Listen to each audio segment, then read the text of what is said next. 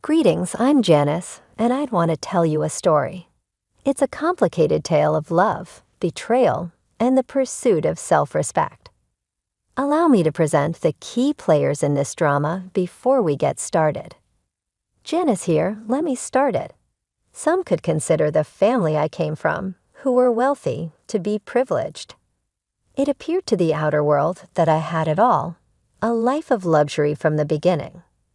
Nonetheless, I was raised to value perseverance and earning my own money as opposed to depending on income from family.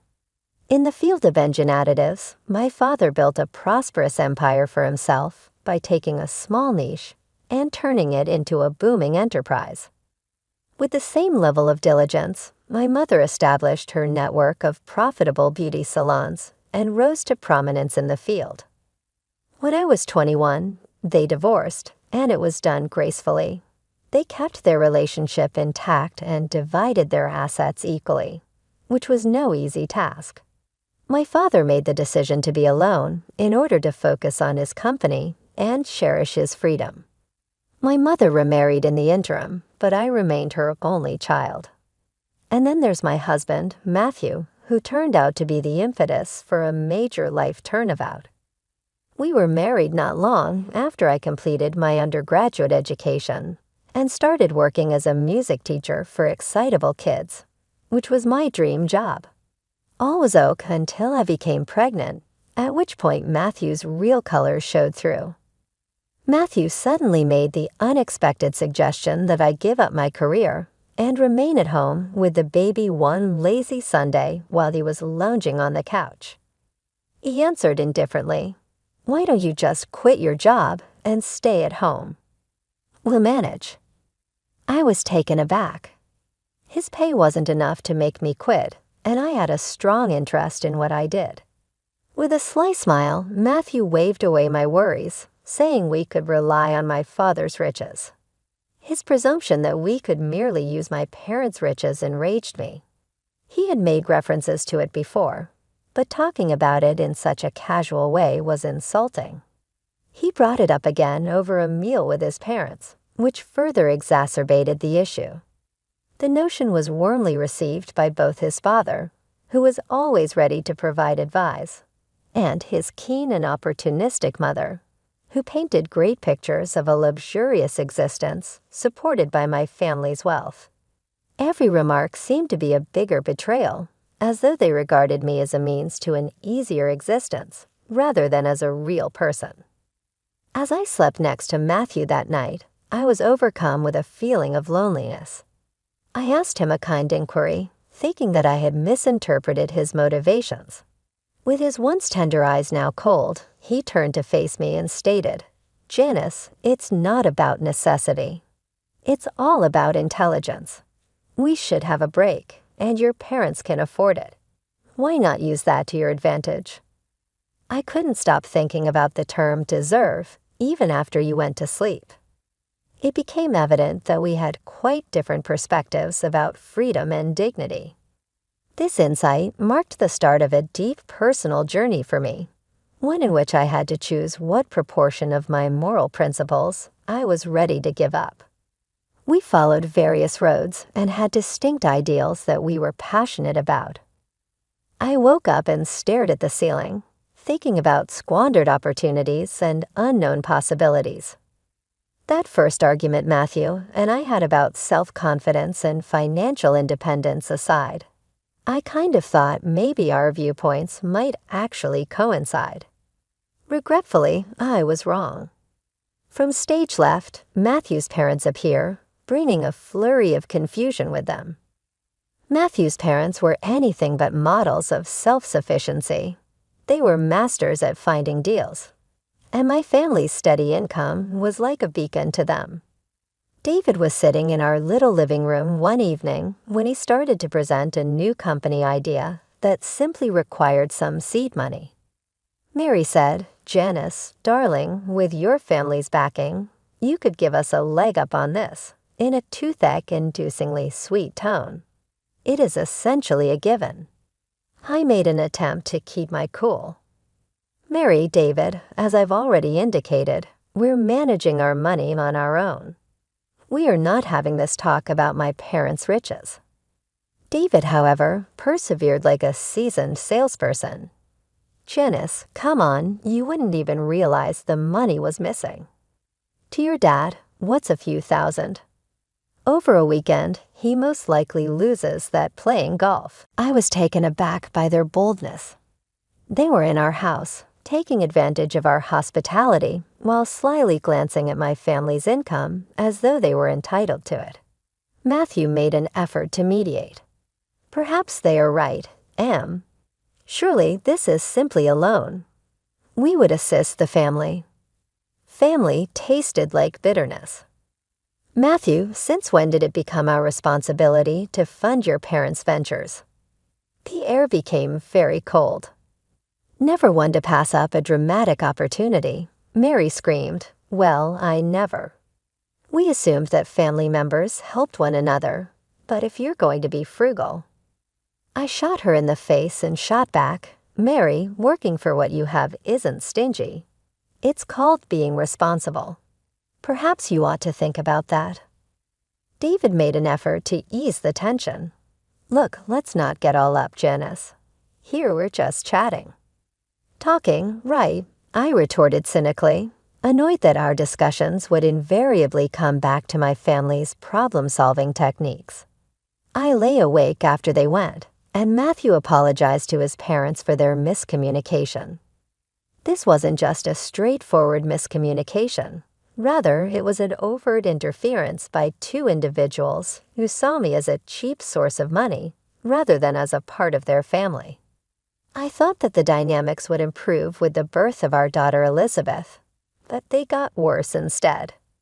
While my folks sent a lovely hand-knit blanket and high-quality baby necessities, Matthew's parents showed up at the hospital wearing a cheap onesie with sale tags. Their generosity elicited a scornful and resentful response from Mary. They're really going for the whole effect, don't they? It must be pleasant to simply scatter cash. Instead of all this nonsense, they should have purchased a house for you. Matthew also chuckled. Yes, Mom is correct. Your people aren't shy. Maybe a house would have been a better idea. As I held our baby, my heart fell. Here I was as a new mother, trying to find a way to balance the happiness of having a daughter with the unwavering pressure of family expectations, all the while trying to find a route that upheld my morals and kept the peace. It dawned on me that this conflict was about more than simply money. It was about limits, respect, and the future I desired for my own family. Matthew and his parents seemed to be only interested in the way my parents had chosen to spend their money as I was holding our newborn daughter. Hearing Matthew repeat his mother's mercenary ideas hurt. It got me thinking, was our kid simply another means of obtaining financial advantage in their eyes? It's not about the price tag, right? I tried to maintain the calm. What matters is the notion. David, nevertheless, persisted and said, "Yeah, but consider it. Purchasing real estate is a gift that keeps on giving." It was a tense drive home from the hospital. In an attempt to comfort me, Matthew said his parents were simply traditional and had good intentions. However, I started to have my concerns about whether Matthew truly loved me or if he was just jealous of my family's money. A few weeks later, the subject came up again during an unscheduled visit. Elizabeth was moaning in my arms as we huddled into our living room. And Mary couldn't help but make a joke about our new stroller, which my parents had given us. It must be pleasant for your parents to lavish Elizabeth with such high-end toys and technology. Don't you believe that a house fund donation would have been more beneficial instead? With a tone tinged with passive hostility, she spoke. "Actually, babe, we've been thinking maybe your parents could help with a down payment instead of more baby stuff," said Matthew, who was seated next to his mother. Makes logical, doesn't it? I was taken aback. Not only were Matthew's parents unyielding, but now Matthew was parroting their ideas and using the birth of our daughter as a bargaining chip. I got the impression that I was imprisoned in a warped world where financial prosperity superseded family and affection. Is that, Matthew, what this is all about for you? Getting money from my parents? I was unable to hide the anguish in my voice. I thought we were in this together, for better or worse, not for richer or poorer. Mary only scoffed. Well, when your wife's parents are wealthy, it's only practical to think about these things. While Matthew was surprised. The terrible reality struck me as I lay awake with Elizabeth, soundly asleep next to me after they had left. My marriage and family seemed like a transaction, with me acting as the cash. The years that followed were quite the ride. Elizabeth developed into a lively 4-year-old who was full of joy in life. But life had other plans. It was my mother first. Her mishap was unexpected and catastrophic. I was overcome with sadness and found it difficult to keep myself composed for Elizabeth's benefit. However, Matthew's first question to me was, "So how much are you getting from your mom's will?" rather than inquiring about how I was handling things. It felt like a slap in the face. My mother hadn't even been laid to rest, and here he was, eyeing her legacy like a vulture. According to my mom's will, I inherited the beauty salon chain. I knew nothing about running a business, but Matthew was eager to step in. "Babe, let me handle this. You know I've got a knack for business," he offered with all his usual confidence. Lost in my grief, I allowed him to take the lead, though I ensured the ownership papers stayed in my name. I hoped, perhaps naively, that he might turn things around for us. Then barely a year later, my father passed away from a heart attack. Losing both my parents in such a short period shattered something inside me. I needed Matthew more than ever, yet I was beginning to understand that our views on money, support, and family were worlds apart. The day after my father passed away, I was reeling from the loss, hoping for some semblance of sympathy, or at least a respectful silence from Matthew and his parents. Unfortunately, that was not to be. As soon as they walked through the door, David barely hid his excitement, eagerly speculating about the inheritance. "So, Janice, there must be a hefty sum coming your way, huh?" His eyes gleamed with barely contained glee. I saw red. "Can you not for once just stop talking about money?" I exploded, my words ringing sharply through the room. Mary adopted an offended demeanor immediately. "Well, I never. We're just concerned about the family's future. No need to be rude." Matthew attempted to smooth things over as usual. They're just curious. It's a big deal, you know." "A big deal?" I echoed, my voice rising in disbelief. "My parents are gone, Matthew, and all you and your parents can think about is cashing in. Is that all I am to you? A bank?" The room fell silent. The tension was so thick it felt tangible. Matthew glanced between me and his parents, mumbling a half-hearted apology, but the damage was done.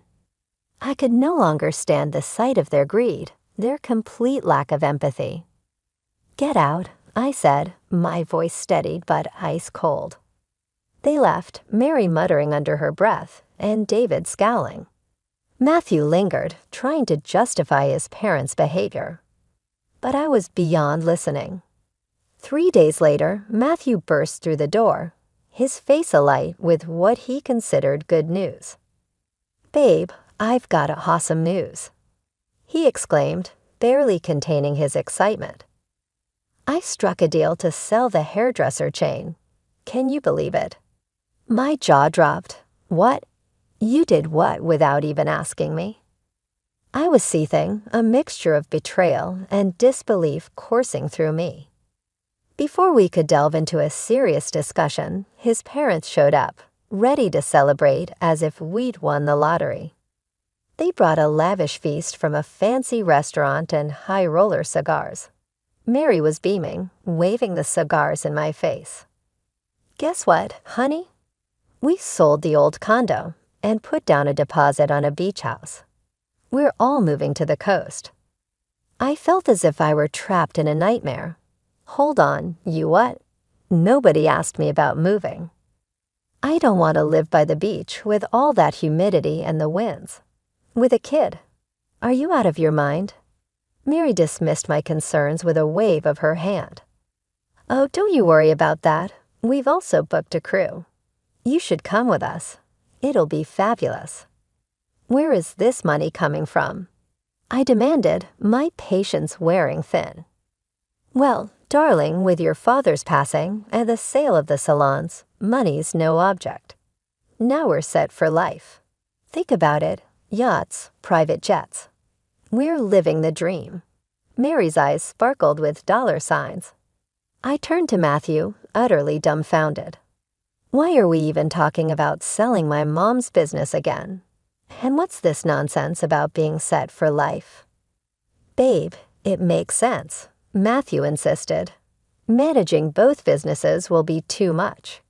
We need to focus on what's more profitable. It's for our future, for our daughter's future. I couldn't believe what I was hearing. The greed, the audacity, it was all too much. Show me the financials for the salon, I demanded. I want to see everything before we make any rash decisions. Matthew squirmed, avoiding eye contact. Look, it's all about our future, about making sure we're comfortable. His parents chimed in, pressing me to just let go and enjoy the windfall. But as they spoke, it became painfully clear this wasn't just about securing a comfortable future. It was about exploiting my grief and inheritance for their gain. As I surveyed the scene before me, all I could envision were vultures circling overhead. Why the sudden rush to sell the hairdressing shops? I pressed Tom for an explanation. With a nonchalant shrug that seemed to dismiss the gravity of the situation, he replied with what he thought was rationality. Look, after your dad's passing, managing both businesses doesn't add up. We need to concentrate on what's more profitable. The auto oil venture is literally striking gold compared to the salons. His parents quickly joined the conversation, eagerly chiming in. Think about it, dear. Selling those small shops could set you up for a life of comfort and luxury. Why bother with them? His mother's voice was coated with greed, her eyes gleaming with anticipation. Their blatant greed made my skin crawl. I want you all to leave, I demanded, my voice steady and strong. This is a time for mourning, not for scavenging through what he left behind. Matthew attempted to interject, but I silenced him. And another thing, this inheritance we're discussing, it's mine. You and your parents have no say in this matter. The room chilled as they realized I was not as compliant as they had assumed. With heavy steps and darker scowls, they left, leaving me alone with my thoughts and the looming battle ahead. The day after my father's funeral was bleak, draped in a fog of sorrow. Matthew, however, seemed oblivious to the somber mood. Over a lackluster breakfast, he was already plotting. We need to call a meeting with your father's company executives, pronto. He declared, his voice cutting through the silence aggressively. I paused, toast in hand, and looked at him. Matthew, my father has just been laid to rest. Can't this wait? I need time to process all this. He dismissed my concerns with a casual flick of his hand, emphasizing that time was money, and we had to act swiftly. Frustrated and seeking some solid footing, I contacted our family lawyer for a detailed overview of the barbershop chain status and insight into my father's business dealings. After a month of legal jargon and financial data, Matthew and his parents came back and barraged me with unwanted counsel and avaricious offers. Matthew jumped right into the conversation without saying hello. You know I've been considering myself the ideal candidate to take over your dad's business. I was astounded by his bold claim, but he wasn't done yet. Plus, I'll need a new automobile that fits a corporate executive. That new BMW ought to do. Mary interrupted me with her exorbitant requests before I could reply. The beach home is almost finished. All we need is an extra $460,000 to put the finishing touches on things and to get some new high-end furnishings. And I expect you to open an account to cover my costs, sweetie. I have to keep up my lifestyle. As I listened to their incessant demands, I felt like I broke. Not anymore. I cut them off with a hard grip on the divorce papers, like a protecting talisman. I arranged the documents on the coffee table in front of Matthew and said, "Matthew, we need to talk."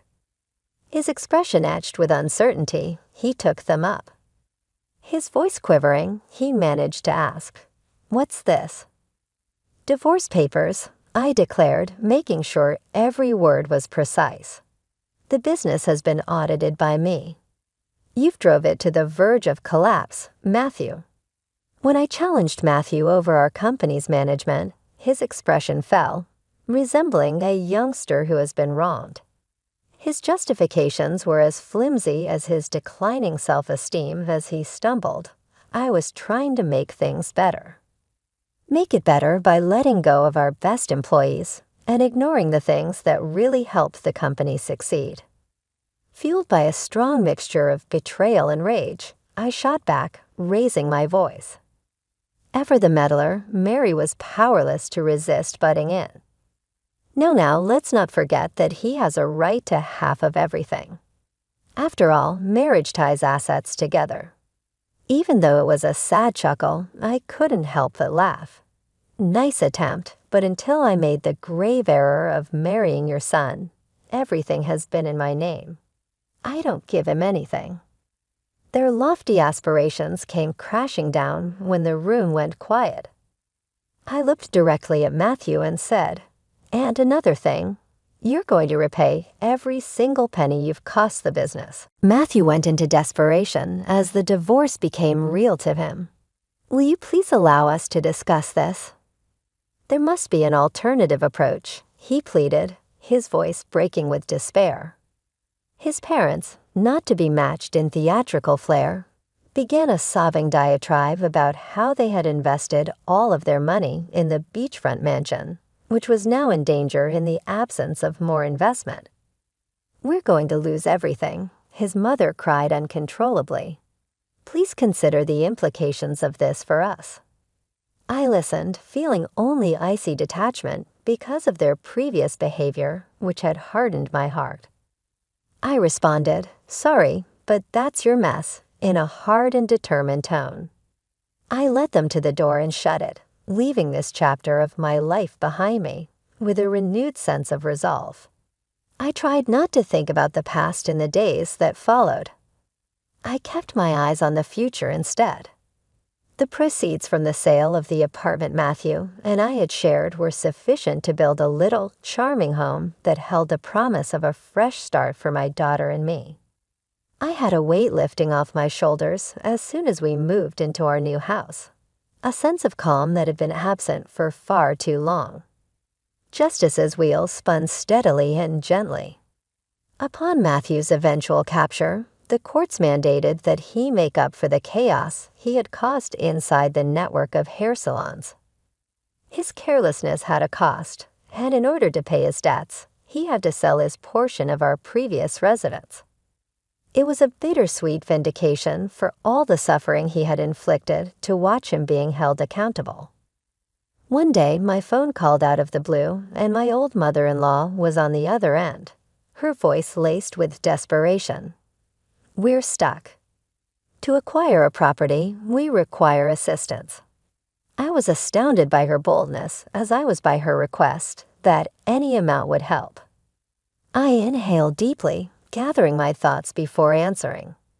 "You made your bed," I said in a firm and steady voice. "You should lie in it now." As I ended the conversation, I felt a range of emotions. I was clearly angry at their unwavering sense of entitlement, but I was also quite relieved that I had finally established clear limits. After the turbulent divorce and taking back ownership of my mom's hair salon network, things started to get better. Though it was a difficult road, the salons eventually began to resurrect, welcome back the brilliant stylists we had lost. It turned out that I was better fit for the business world than I had thought as I saw them enter through those doors once more, eager to work their magic and bring the building back to life. New lessons and realizations about my potential arrived every day. I might not have seen this potential in myself if life hadn't dealt me such cruel turns. Another difficult task was running my dad's auto oil company. I made the decision to appoint a manager to supervise daily operations until I become more familiar with the field. To be clear that I was still in charge, I told him, "It's all yours for now, but keep me in the loop." I considered what lay ahead. If Elizabeth is interested, I might give it to her when she's about 22. I wanted her to be able to select her own route. In contrast to the pandemonium we had left behind, Elizabeth and I found our new house to be a peaceful haven. Although it was little, it was ours. A place where we could develop, recover, and begin again. Our house was a hive of activity, with each nook and cranny holding a memory we were making together. Elizabeth's laughing in the garden was a comfort to my spirit. "Mommy, I want to be just like you when I grow up," she would exclaim, awe and amazement lighting up her eyes. I would reply, bringing her into an embrace, "You're going to be even more amazing." I had a gut feeling that our relationship was about to take off and become something amazing.